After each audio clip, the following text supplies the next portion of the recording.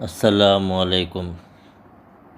حضرت ابو ہریرہ رضی اللہ عنہ سے روایت ہے، نبی کریم صلی اللہ علیہ وسلم نے ارشاد فرمایا، ان فتنوں کے واقع ہونے سے پہلے نیک اعمال کر لو جو اندھیری رات کی طرح چھا جائیں گے۔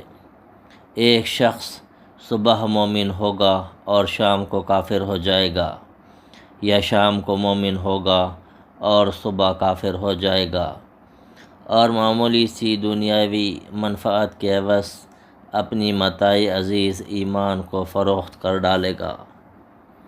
ترمذی شریف۔